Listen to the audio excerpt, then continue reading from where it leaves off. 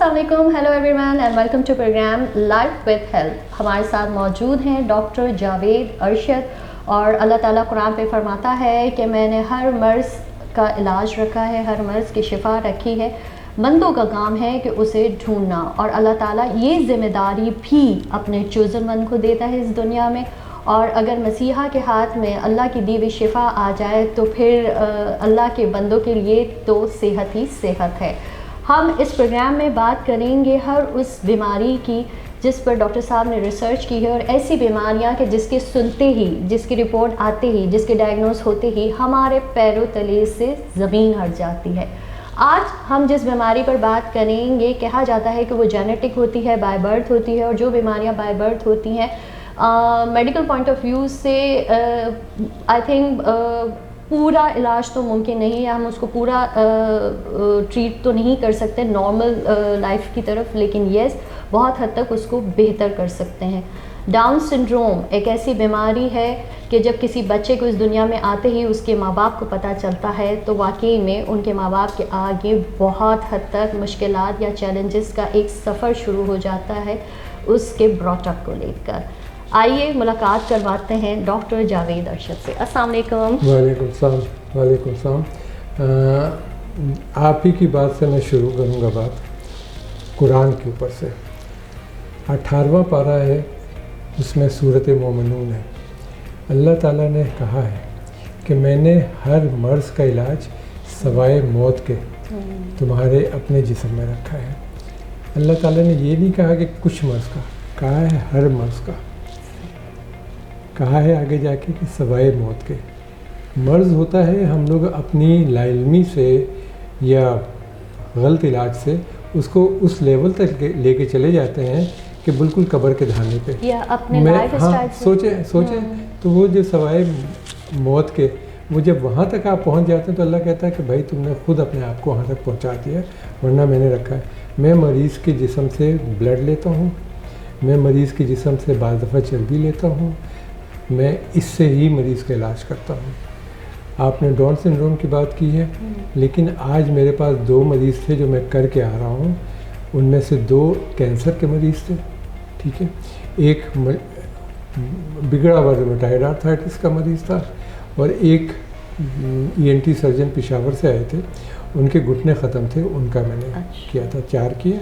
अभी एक पेशेंट मेरी बैठी है जो डेमेंशिया की मरीज़ है।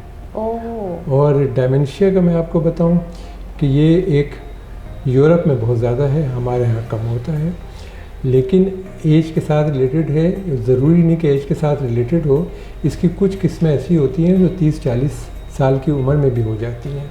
बेसिकली ये ब्रेन की डिसऑर्डर है, ठीक है। हमारे यहाँ फैमिली सिस्टम है, बेटा जिसके अपने बच्चों की भी शादी हो गई है, वो सुबह उतरेगा दुकान पे जाने के लिए तो पहले कमरे में नीचे अपने माँ बाप के कमरे में जाएगा, अम्मा से 4 बातें करेगा, फिर जाएगा, वापस आके भी सबसे पहले अम्मा के पास आएगा, ठीक है। ये चीज़ बड़ी इंपॉर्टेंट है। बाहर की जो दुनिया है उसमें तो 18 साल की उम्र में बच्चे घर छोड़ के चले जाते हैं, फिर वो थैंक्स गिविंग में आते हैं, और वो चीज़ उनको पता होती है। हाँ, थैंक्स गिविंग में आते हैं, वरना ये बूढ़े माँ बाप जो हैं ये सब के सब डेमेंशिक होते हैं। और इस वक्त मैं अमेरिकन ब्रेन फाउंडेशन के साथ काम कर रहा हूँ, मैं ऑस्ट्रेलिया डिमेंशिया रिसर्च के साथ कर रहा हूँ। तो सर आज हम डिमेंशिया को ही डिस्कस कर लेते हैं बात उसके, और तीसरा मैं UK रिसर्च डिमेंशिया के साथ कर रहा हूँ, इसलिए कि दुनिया में इसका कोई इलाज नहीं है। आप गूगल पे डालो डिमेंशिया का ट्रीटमेंट पे, पहला जुमला जो एकदम से आएगा वो ये होगा कि there is no curing treatment.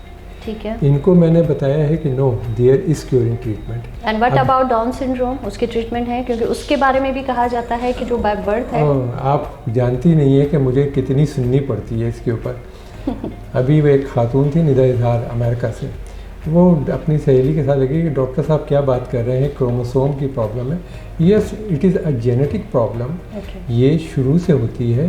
Chromosome देखो शबाना, क्रोमोसोम 23 फीमेल से आते हैं, 23 मेल से आते हैं, ये दोनों मिलते हैं तो बच्चा बनना शुरू होता है, ठीक है।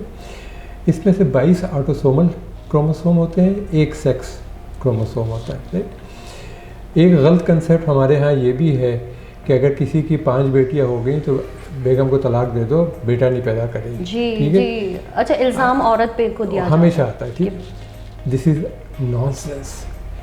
औरत के पास से जो आता है सेक्स क्रोमोसोम वो हमेशा एक्स होता है, मेल के पास से आता है एक्स होता है या वाई होता है। एक्स से मिलेगा तो बेटी होगी, एक्स वाई से मिलेगा बेटा होगा।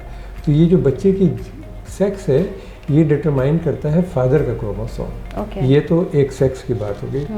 इसमें क्रोमोसोम 21 जो है बाज़ दफ़ा वो सही तरीके से एक शॉर्ट आर्म होता है, एक लॉन्ग आर्म होता है, डिवाइड होते हैं। शॉर्ट आर्म से मिल जाए या डुप्लीकेट हो जाता है, ठीक है। क्रोमोसोम 21 इसको ट्राइसोमी 21 भी कहते हैं। इसके फिजिकल चेंजेस होते हैं। इन बच्चे की नाक डिप्रेस्ड होती है, नोज ब्रिज, आयरिस ऊपर की तरफ होता है, ठीक है।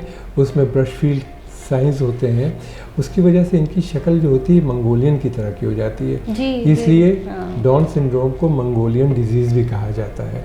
It is a genetic disease, no doubt about it. मैं भी यही कह रहा हूँ, क्रोमोसोम की है, लेकिन उसकी वजह से कुछ फिज़िकल इफ़ेक्ट पड़ते हैं बच्चे पे, कुछ मेंटल इफ़ेक्ट पड़ते हैं। There is a high intensity of cardiac circle defect in बच्चों के अंदर। अनडिसेंडेड टेस्टिस के मसले होते हैं, इसोफेजियल एट्रीजिया का मसला होता है और बहुत से होते हैं, ठीक है। ये बच्चे पे असर होते हैं क्रोमोसोम की वजह से। लेकिन माइंड इट के क्रोमोसोम कोई जिस्म से लटकी हुई चीज़ नहीं है कि जिसको इलाज करें। क्रोमोसोम का अगर आप शुरू में एमनियोसिंथेसिस कर लें, जब प्रेगनेंसी हो शुरू, और आप उसमें देख लें कि जी ये बच्चा डाउन सिंड्रोम की तरफ जा रहा है, तो अब एक बड़ी वो है कि इसको अबॉर्ट करवा जी। ये मैंने सुना है कि आई थिंक 2 to 3 मंथ्स की अगर अल्ट्रासाउंड होता है और उसमें ये चीज़ डायग्नोस या डिटेक्ट हो जाती है। पहले शायद इतना एडवांस नहीं था, लेकिन अब पेरेंट्स को पहले बता दिया जाता है। हमारे यहाँ अभी भी कम है। यूरोप अमेरिका में चूँकि ये प्रॉब्लम बहुत ज़्यादा है, एक स्टैटिस्टिक्स के मुताबिक 1 in every 4,000 birth in a year वो डाउन सिंड्रोम होती है। ये रेशो है, ये रेशो इट्स वेरी रैपिड। इस वक्त 2015 की जो वो थी वो कह रही है कि 5.4 मिलियन बच्चे अमेरिका में थे। अच्छा डॉक्टर साहब, एक चीज़ क्लियर कर दें, क्योंकि अक्सर आपने देखा, एक तो वो आपने बेटा और बेटी के कहा तो वो भी मलबा औरत पे गिरता है, ठीक है। अच्छा, आज भी हमारे यहाँ इतनी जहालत है कि अगर इस तरह का बच्चा कोई फैमिली में पैदा होता है तो वो भी माँ पे डाल दिया जाता है, गुनाहों की सज़ा है, ये है वो। ये जो क्रोमोसोम डिसऑर्डर की आपने जो बात की है ना डॉक्टर साहब, इसको ज़रा कर दें कि ये नेचुरल पॉइंट ऑफ व्यू से बॉडी के अंदर खुद ब खुद हो जाती है या फिर कोई कोताही हो जाती है या कोई गलती हो जाती है ड्यूरिंग प्रेगनेंसी, माँ से जैसे लाइफस्टाइल को लेकर कहते हैं या कुछ? देखिए बात ये क्लियर करें। देखिए जितनी ओल्ड एज माँ होगी, अगर 20 साल की माँ है तो स्टैटिस्टिक्स डेटा ये बताता है कि उसके 20 इयर्स की जो प्रेग्नेंट खातून होती हैं उनके बच्चों में डाउन सिंड्रोम होने का इंसिडेंस 0.1% है। लेकिन वो आप कह रहे हैं ना मेल से आता है जो बेसिकली, तो मेल का भी एज ग्रुप आप अगर डिफाइन कर दें तो? नहीं, मैंने कहा ना कि 2 क्रोमोसोम होते हैं, एक मैटरनल होता है, एक अच्छा ये चीज़ मैटरनल में ही आती है, ये ज़रूरी नहीं है। 21 ठीक है।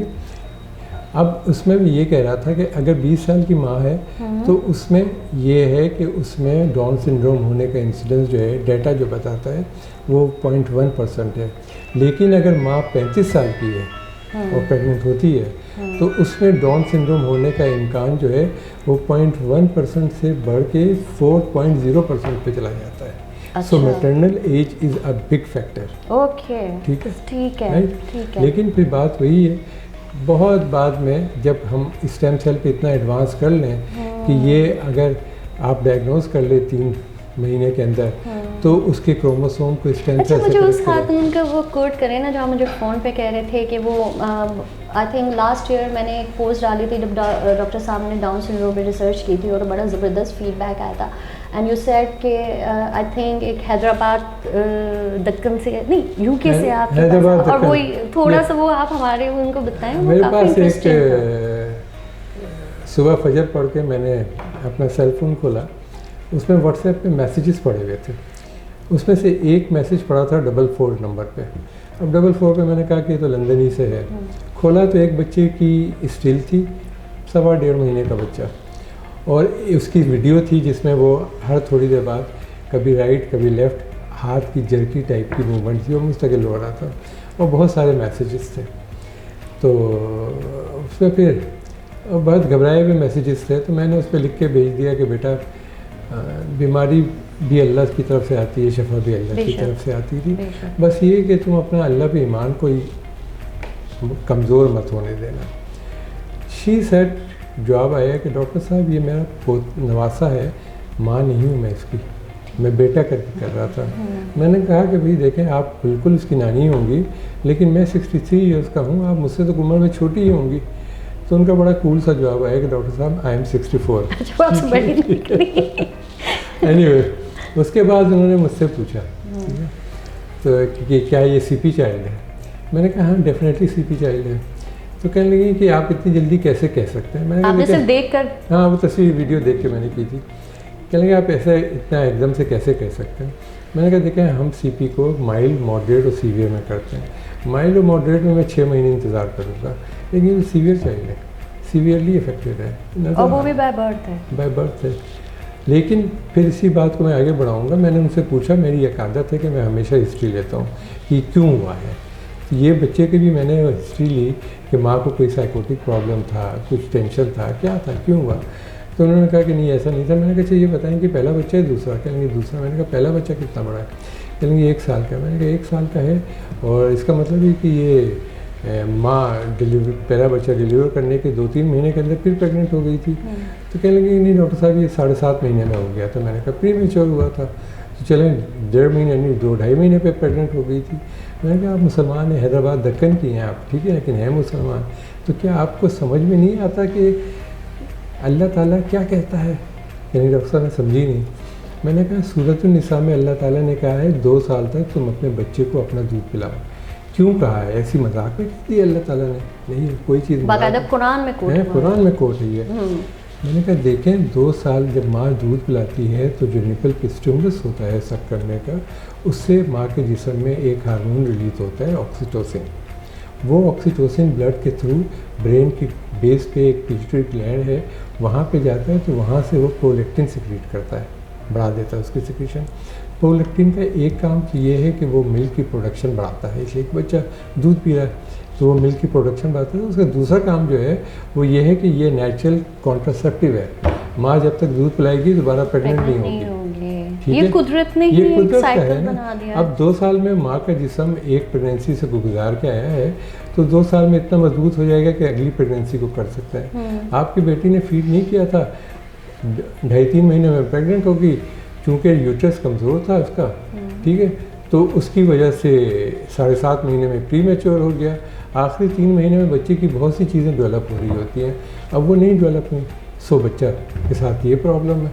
सही सही। लेकिन आप कह रहे हैं आज के दौर में अल्ट्रासाउंड के ज़रिए, लेकिन अच्छा ये भी फिर हम, आप जो कुरान और दीन से इतने करीब हैं कि बाज़ दफ़ा लोग कहते हैं कि अल्लाह ताला की दी हुई ज़िंदगी है, कहीं कत्ल ना हो जाए, कहीं हम पर जैसे हमने उस बच्चे पे जुल्म ना कर दिया जो इस दुनिया में नहीं आया, ये चीज़ें भी हैं। मैंने इतने पेशेंट अब देख लिए हैं, इतने पेशेंट, और इतने माँ बाप, ख़ास तौर पे माएँ, 10 माएँ मेरे सामने बैठ के फूट फूट के रोने लगी।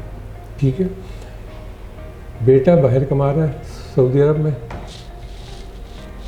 आई एम सॉरी टू से, लेकिन दादियों बेटे की माँ जो है उनका एटीट्यूड, माँ इसलिए रो रही है कि एटीट्यूड ये हो गया कि ये बेकार सी चीज़ तुम्हारे घर में पैदा हो गई है, एक कोने में डाल दो मरने के लिए। अब किसी माँ को आप ये बोलेंगे तो वो बेचारी कितनी दुखी होगी। एक तो वैसे स्ट्रेस से ऊपर से आप उस पर और जुल्म कर रहे हैं। अच्छा आपने अभी ड्यूरिंग, आपको मैं एक और बात बताऊं, एक यहाँ पे दारुल सुकून है। जी जी जी, मैं जाती हूँ, बहुत मैं भी जाता देखकर कुछ हूँ। ठीक है, मुझसे लोग पूछते हैं क्यों, मैं कहता हूँ कि भाई जिस वक्त मैं जितना टाइम दारुल सुकून में गुजारता हूँ वो मुझे लगता है कि मैं जन्नत में हूँ। यानी क्या मतलब डॉक्टर साहब? मैंने कहा देखो ये बच्चे वो हैं जो कि अल्लाह के बहुत करीब हैं, ठीक है, ये जन्नती बच्चे हैं, उनके साथ जो टाइम होता है मुझे लगता है मैं जन्नत में हूँ।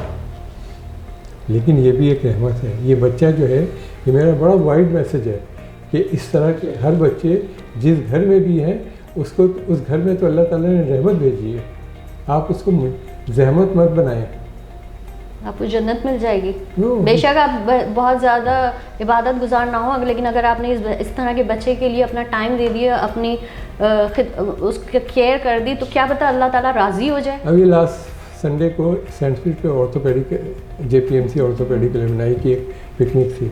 सीनियर जूनियर सब थे, बैठे बात कर रहे थे। मैं सीनियर हो चुका हूँ, सीनियर के साथ बैठा हुआ था।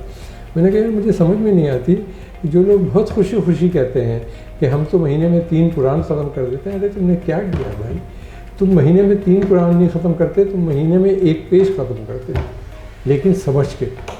जो उसका सामने तर्जुमा है वो भी, उस तर्जुमे के पीछे छुपी हुई बात भी, और उसके कुरान है, इसके बहुत सारे मतलब हैं।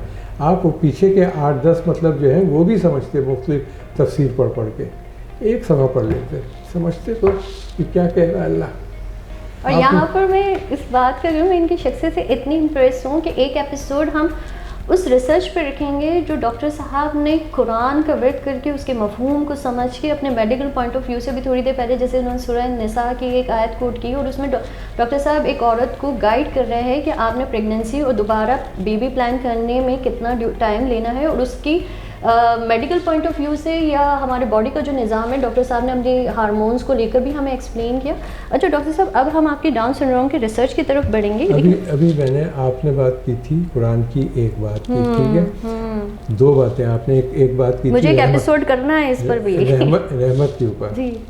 तीसरी सूरत है सूरत आल इमरान, उसमें 73 नंबर के आए थे, जिसका मफहूम है, मैं चुन लेता हूँ तुम में से कुछ ख़ास लोगों को अपनी रहमत के वास्ते। सही बात है। मैं इसको जो देखता हूँ मुझे ये लगता है रहमत वो चीज़ है अल्लाह की जो कि उस पर आपका इख्तियार नहीं है, अल्लाह की रहमत है बस, वो तो उसकी मर्ज़ी है, उसकी मर्ज़ी है, ठीक। तो मैं जो रहमत देखता हूँ वो ये कि आप, पहली रहमत तो ये कि आप अच्छे माँ बाप के हाथ खोलें, पैदा हों। दूसरी ये कि आपको अच्छा उस्ताद मिले, ठीक है। तीसरा ये कि जब आपकी शादी हो तो अच्छी बीवी, अच्छा शोहर मिले। चौथा ये है कि आपको नेक औलाद हो आपके पास, ठीक है। 5वां ये है कि आपको अल्लाह ताला ज़िंदगी में दीन और दुनिया दोनों में आसूदा कर दे। 6वां ये है कि आपके सामने आपकी औलाद को भी दीन और दुनिया में आसूदा कर दे। और 7वां ये है कि जब आप मरें तो अल्लाह ताला आपसे हिसाब किताब ना करे, सिर्फ रहमत करे। अच्छा ये बताएं, आप कहाँ खड़े हैं इन सारे उसमें, माशाल्लाह आप अपने आप को कहाँ जज करते हैं? मेरा छोटा बेटा डॉक्टर है रामेश, उससे अभी तकरीबन 4-5 दिन पहले बात हो रही थी, तो मैंने उससे कहा कि यार रामेश, अब मैं अपनी ज़िंदगी को, आने वाली ज़िंदगी को सिर्फ 2 खानों में देखता हूँ। कहने लगी क्या पापा? मैंने कहा एक खाना तो ये है कि तुम दोनों भाइयों की शादी हो जाए, मैं अपने पोते पोतियों के साथ खेलूँ, एक खाना ये है, ठीक है। दूसरा खाना ये है कि मेरी ख्वाहिश है कि मैं एक ऐसा रिसर्च इंस्टीट्यूट प्राइवेट सेक्टर में बना जाऊँ जिसमें लोग जो भी रिसर्च करना चाहें आएँ बिस्मिल्लाह और अपनी रिसर्च करें और अपना डेटा सबसे शेयर करें। सही। इसलिए कि पाकिस्तान में जितना भी रिसर्च का काम है और इंस्टीट्यूट है वो गवर्नमेंट सेक्टर में है। गवर्नमेंट सेक्टर में 2 नंबर भी नहीं 10 नंबर काम होता है, उसके अलावा कुछ नहीं होता। सही।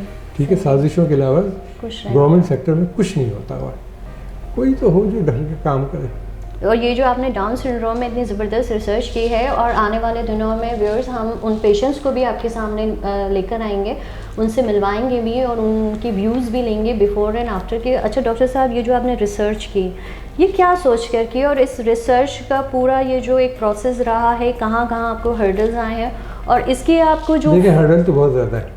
हाँ। हमारे यहाँ सबसे बड़ा मसला ये है अब तक आपने कि अगर एक आदमी इस टेबल पे आ गया है अपनी मेहनत से, ठीक है, तो दूसरे लोग जो उसके साथी हैं वो ये नहीं करते कि जी इसको और सहारा दें ताकि और ऊपर जाए। उनकी कोशिश होती है कि लकीर को छोटा कर दें, पाँव खींच के इसको भी नीचे गिरा दें। एक उसमें क्लास हो रही थी, उसमें एक लेक्चर प्रोफेसर साहब आए, उन्होंने चुपचाप आके अपना कोट उतार के लटकाया, यूरोप की बात है।